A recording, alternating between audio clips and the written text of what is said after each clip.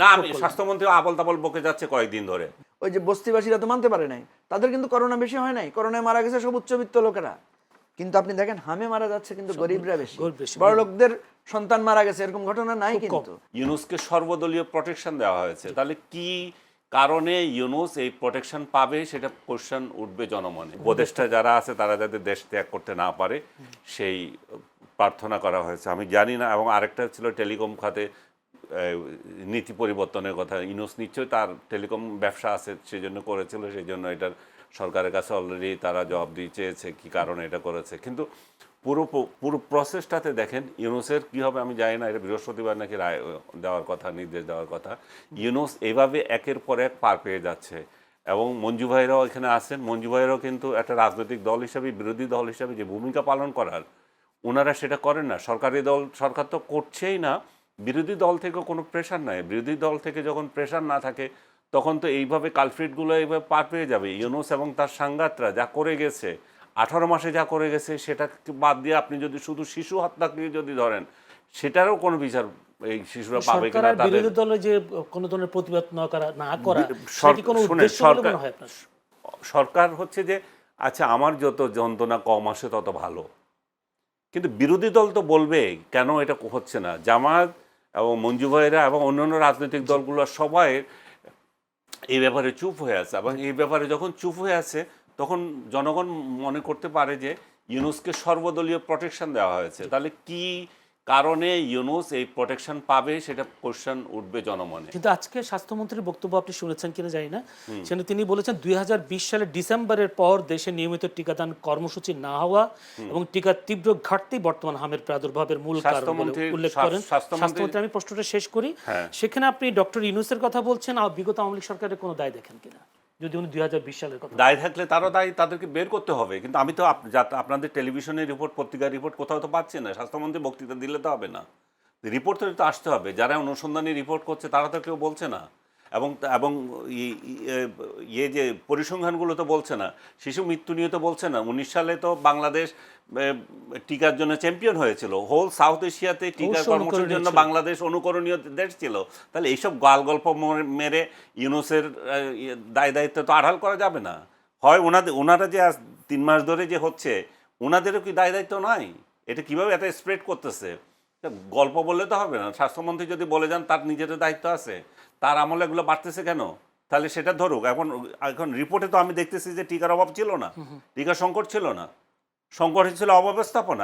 এখন অব্যবস্থাপনা যদি থাকে, ইউনূসও অব্যবস্থাপনা, তাহলে এটা ধরবে কাকে মানুষ? উনি তো বলছে কোন আগ পর্যন্ত, শুরু করার আগ পর্যন্ত কোনো টিকা তিনি দেওয়া হয়নি। উনি বললে তো হবে না। টিকা তাদের হাতে ছিল না। বললে তো হবে না। আপনি অনুসন্ধান করেন, আপনাদের টেলিভিশনে কি বলেন? স্বাস্থ্যমন্ত্রীর বক্তব্যটা আমি না, আমি স্বাস্থ্যমন্ত্রী আবল তাবল বকে যাচ্ছে কয়েকদিন ধরে। উনি আমার হাম হয়েছে, হামে কি আসে যায় এরকম বক্তৃতাও দিচ্ছে। আমি কি আসে যায়, যাদের সন্তান মারা যাচ্ছে তারা জানে। জি, যদি মুজিবুর রহমান মঞ্জু, আপনার বিরোধী দল অর্থাৎ আপনারা বিরোধী দলে আছেন, আপনাদের বিরুদ্ধে একটা অভিযোগ, এই যে হামে এত লোক মারা যাচ্ছে কিন্তু আপনাদের পক্ষ থেকে কোনো ধরনের প্রতিবাদ বা কোনো ধরনের অ্যাটেম্পট নেওয়া হচ্ছে না, তিনি এই অভিযোগটা করেছেন। আপনিও কি ডক্টর ইউনূসের দায় দেখেন কিনা? দেখলে যদি আপনারা কেন তাকে বাঁচানোর চেষ্টা করছেন কিনা তিনি বলছেন। আর যদি স্বাস্থ্যমন্ত্রীর কথা যদি বলি, 2020 সালের ডিসেম্বরের পর থেকে দেশ নিয়মিত টিকাদান কর্মসূচি হয়নি, তাহলে সেখানে আরও কারো দায় দেখেন কিনা? ধন্যবাদ। প্রথম কথা হচ্ছে আপনার মনে থাকার কথা, আপনাদের টেলিভিশনের রিপোর্টও হয়েছে। আমরা গত সপ্তাহে হাম নিয়ে এবং স্বাস্থ্য পরিস্থিতি নিয়ে আমরা প্রেস কনফারেন্স করেছি। সেখানে স্পষ্ট করে ডিটেইল আমরা এটা তুলে ধরেছি বিরোধী দল হিসেবে, অংশ হিসেবে বিপারের পক্ষ থেকে। হয়তো আনিস আলমগীর ভাইয়ের সেটা দৃষ্টিতে পড়ে নাই। দ্বিতীয় কথা হচ্ছে যে এখানে দুইটা পার্ট। একটা হচ্ছে হামে শিশু মারা যাচ্ছে, এবং এই মারা যাওয়াটা আমার কাছে মনে হয় যে সাম্প্রতিক ইতিহাসের সবচেয়ে কলঙ্কজনক ঘটনা ঘটছে। এখানে দুটো পার্ট, একটা হচ্ছে তাৎক্ষণিক ব্যবস্থা নেওয়া, আরেকটা হচ্ছে কী কারণে হয়েছে সেটার ব্যবস্থা নেওয়া। আমরা সরকারকে দেখছি তারা বিভিন্ন রকমের ডাটা দিচ্ছেন, বিভিন্ন রকম তথ্য দিচ্ছেন। আবার এটাও দেখছি যে সরকার কিছু পদক্ষেপ নিয়েছেন। সরকার টিকা কেনার ব্যবস্থা নিয়েছেন এবং অলরেডি টিকা দিচ্ছেন না বিভিন্ন জায়গায়। এখন প্রথম কথা হচ্ছে, আপনি যদি কারো ব্যাপারে কোনো অভিযোগ দেন, অভিযোগের বিচারের দায়িত্ব কার? সরকারের দায়িত্ব। যেমন আমরা স্পষ্ট করে বলেছি যে একটা ক্রস পার্লামেন্টারি কমিটি করার জন্য। এখন পার্লামেন্টারি কমিটিগুলোর সুবিধা কি, একটা পাবলিক হিয়ারিং নিতে পারে তারা। পার্লামেন্টারি কমিটি এমন পাওয়ারফুল, তারা কিন্তু এই নূরজাহান উনি তো চিটাগাংয়ের লোক, ওনার দোষটা ওনাদের উপরেই আসবে বেশি। আপনিও চিটাগাংয়ের লোক, আপনার ডক্টর ইউনূস সাহেবও চিটাগাংয়ের লোক, ডক্টর ইউনূস সাহেবও চিটাগাংয়ের লোক, নূরজাহান বেগমও চিটাগাংয়ের লোক, ঠিক আছে। তা আমার কথা হচ্ছে যে পার্লামেন্টারি ক্রস কমিটি করলে, সরকার বিরোধী দল মিলে কমিটি করলে, সেখানে সবাইকে ডাকেন, স্বাস্থ্য সচিবকে ডাকেন, হেলথের ডিজি যারা ছিল তাদেরকে ডাকেন, যেতে বাধ্য, ইভেন প্রফেসর ইউনূসও যেতে বাধ্য। পার্লামেন্টারি কমিটি এত পাওয়ারফুল, সে চাইলে যে কাউকে তলব করতে পারে। রিসেন্টলি একটা ইন্টারেস্টিং ঘটনা ঘটেছে, আপনারা দেখবেন যে একটা পত্রিকায় রিপোর্ট হয়েছে যে সংসদে এই যে কেনাকাটা একটা বিরাট দুর্নীতি হয়েছে। ওই যে আপনার মাইক্রোফোন নিয়ে একটা ঘটনা ঘটলো না, যে মাইকগুলো কাজ করছে না, হেডফোনগুলো কাজ করছে না, এবং একটা পত্রিকায় রিপোর্ট এসেছে যে একটা 17,000 কত টাকা দামের একটা জিনিস 1,07,000 টাকা দিয়ে কেনা হয়েছে, এরকম একটা রিপোর্ট হয়েছে। পরে কিন্তু একটা পার্লামেন্টারি ক্রস কমিটি হয়েছে এবং সেই কমিটির আহ্বায়ক আশরাফুদ্দিন নিজাম সাহেবকে আমরা দেখলাম, উনি ব্রিফ করেছেন এবং ওনারা তদন্ত করে দেখলেন আসলে 17,000 টাকা দিয়ে কেনা হয়েছে, কিন্তু ওই রিপোর্টার ভুলে ওই 17,000কে 1,07,000 টাকা লিখেছেন। পরে ওই রিপোর্টার এটার জন্য ভুল স্বীকার করেছেন। এখন দেখেন, যদি এই ক্রস কমিটিটা করে তাৎক্ষণিকভাবে ইনকোয়ারি করে এই জায়গাটা না হতো, তাহলে কিন্তু আমরা ওই বয়ানটাই ধরে নিতাম। এখন বারবার যেটা বলা হচ্ছে যে, এখন আমি কাউন্টার করতে চাই না আনিস ভাইয়ের সাথে, আনিস আলমগীর ভাইয়ের সাথে, আমাদের হেলথের যিনি স্পেশাল অ্যাসিস্ট্যান্ট ছিলেন সাইদুর রহমান সাহেব, উনি কিন্তু একটা ব্রিফিং দিয়েছেন, একটা বক্তব্য দিয়েছেন, এবং সেই বক্তব্য থেকে আমি আপনাকে পড়ে শোনাই। উনি বলছেন যে এই 2000 ওনারা যে বাজেটটা দিয়েছেন সেখানে ওনারা 1,000 কোটি টাকা বরাদ্দ করেছেন মানে ইয়ার জন্য, টিকা কেনার জন্য, কিন্তু এর আগের অর্থ বছরে সবগুলোতে ছিল কম, মানে ওনারা অনেক বেশি টাকা বরাদ্দ করেছেন। এবং উনি কিন্তু একটা চ্যালেঞ্জ করেছেন যে হামের টিকা দিতে গিয়ে কেউ টিকা না পেয়ে ফেরত গেছে, এরকম কোনো ঘটনা আছে কিনা, এরকম ঘটনা থাকলে উল্লেখ করেন। এখন আমার কথা হচ্ছে কি, এই জিনিসগুলো আমরা কেন ক্রস চেক করি না? যেমন উনি যখন এই চ্যালেঞ্জটা দিয়েছেন তখন আমরা কেন পাশাপাশি বলতেছি না, হ্যাঁ আমি টিকা কিনতে গিয়ে আমি পাই নাই, আমি টিকা দিতে গিয়ে টিকা পাই নাই। আনিস আলমগীর ভাই একটা কথা বলেছেন যে অন্তর্বর্তীকালীন সরকার সময় এক ধরনের যারা টিকা দেয় আমাদের রুট লেভেলে, যে সমস্ত নার্স বা স্বাস্থ্যকর্মীরা, তারা একটা লম্বা সময় ধর্মঘট করেছে, ধর্মঘট করে তারা টিকাগুলো দেন নাই, ঠিক আছে। সরকার কিন্তু তখন সিরিয়াস লেভেলের প্রেশারে ছিল নানা রকম আন্দোলন সংগ্রামের কারণে, এবং তখন অনেকে বলেছিল যে এত আন্দোলন হচ্ছে কেন হঠাৎ করে, এটার পেছনে কোনো পতিত সরকারের কোনো পদক্ষেপ আছে কিনা। এই যে কোনো একটা আন্দোলন হলে পতিত সরকারকে দায়ী করা, এটারও আমি মনে করি মানে একটা তদন্ত সাপেক্ষে বলা উচিত, মুখস্থ এর দায় ওকে দেওয়ার দরকার নাই। এখন আমরা দেখছি যে হাম কিন্তু শুধু বাংলাদেশে না, পৃথিবীর বিভিন্ন দেশে হচ্ছে। ভারতেও হামের প্রাদুর্ভাব দেখা দিয়েছে, যুক্তরাষ্ট্রে হচ্ছে হামের প্রাদুর্ভাব। যেমন তাইলে কি আমরা শুধু তো হাম টিকার জন্য হচ্ছে বিষয়টা এমন না, টিকা একটা প্রধান কারণ। এবং ওনারা যে ব্যাখ্যাটা দিয়েছেন যে টিকার কোনো সংকট ছিল না, প্রয়োজন অর্থ ওনারা বরাদ্দ দিয়েছেন, টিকা কেনার একটা এখানে একটা ঘটনা আছে। সেই ঘটনাটা কি, আমরা যখন অনুন্নত দেশ হিসেবে ছিলাম আমাদেরকে ইউনাইটেড নেশনস থেকে, ইউনিসেফ থেকে ফ্রি টিকা দিত, কিন্তু আওয়ামী লীগ সরকার যখন ভাবলো যে আমাদের এই রাষ্ট্রটাকে স্বল্পোন্নত দেশ এলডিসি গ্র্যাজুয়েশনে নিয়ে যাবে, সেই জায়গায় যখন গেল তখন কিন্তু ইউনিসেফ থেকে আর ফ্রি টিকা দেওয়া বন্ধ করে দিল। তারা বললো তোমরা যেহেতু উন্নত হয়ে গেছো, তোমাদের যেহেতু আর্থিক সংকটই বেড়েছে, তোমরা যেহেতু বড় লোক হয়েছো, তো আমি ফ্রি দিব কেন, তোমরা কিনে নাও।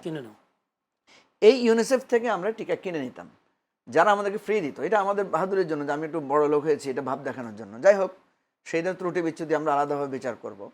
এখন ইউনুস গভর্নমেন্ট যেটা করেছে যে আমি যদি টিকা কিনি, আমি ইউনিসেফের মাধ্যমে কিনবো কেন, আমি সরাসরি যারা প্রডিউসার তাদের কাছ থেকে কেন কিনবো না।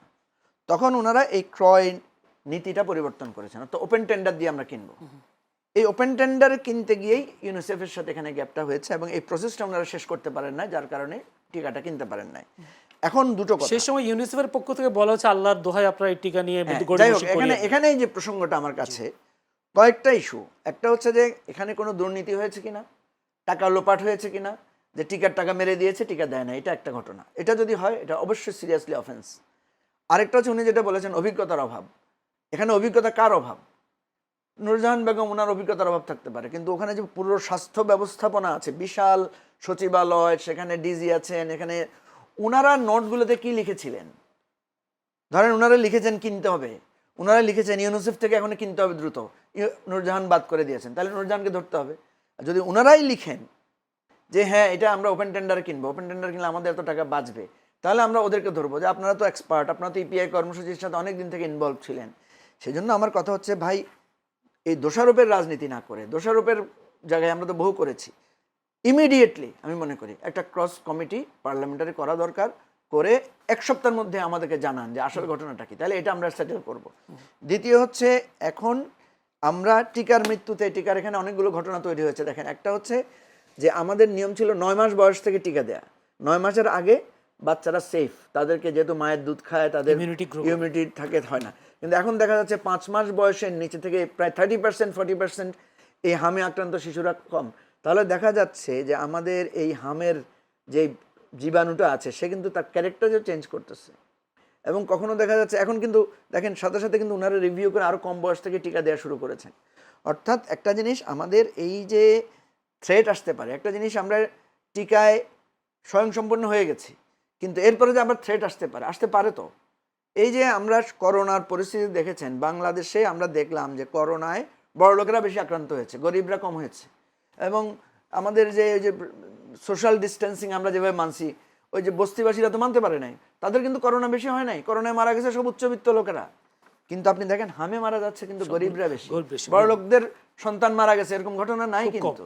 তাহলে ওখানে কি সমস্যা হচ্ছে? তাহলে এই জিনিসগুলো আমাদের গবেষণায় দেখতে হবে যে একটা ঘটনাকে অন্ধভাবে, মানে আমি সবকিছু আওয়ামী লীগের উপর দায় চাপিয়ে দিলাম, আমি সবকিছু ডক্টর ইউনূসের উপর দায় চাপিয়ে দিলাম, দায় তো চাপিয়ে দিতেই পারি, কিন্তু আমার সন্তানগুলা, শিশুগুলা মারা যাচ্ছে সেটা তো আমি রোধ করতে পারবো না। দ্রুত ভিত্তিতে আমরা কিন্তু সরকারের এই জায়গায় যথেষ্ট ঘাটতি দেখতে পাচ্ছি। এখন পর্যন্ত আমরা দেখছি না যে সরকার তার সব কাজ বন্ধ করে এই দিকে মনোযোগ দেয়া, যে আমাদের শিশুদেরকে বাঁচাতে হবে। আমরা দেখছি সরকার অন্যান্য কাজকে প্রায়োরিটি দিচ্ছে, তার কৃষক কার্ড, তার ফ্যামিলি কার্ড প্রায়োরিটি পাচ্ছে, খাল কাটা প্রায়োরিটি পাচ্ছে, ওয়েল এটা প্রায়োরিটি পাচ্ছে, এটা পাওয়া উচিত। কিন্তু পাশাপাশি যে ইমার্জেন্সি জায়গাটা আপনাকে খেয়াল রাখতে হবে, যখন বন্যা হয়েছে, আগুন ধরেছে, আপনাকে সেটা প্রায়োরিটি। কিন্তু অনেক সময় আমরা কী করি, আমার নিয়মিত কাজ বন্ধ রেখে হলেও আমি আমার ইমার্জেন্সিটাকে দেখি। আর আপনি স্বাস্থ্য ব্যবস্থার কথা যেটা বলেছেন, আমাদের দেখেন স্বাস্থ্য খাতে বাজেট হচ্ছে এই প্রশ্নে আমি আপনার কাছে আবার আসবো। আচ্ছা, এটা স্বাস্থ্য খাত যে বিশাল ব্যাপার।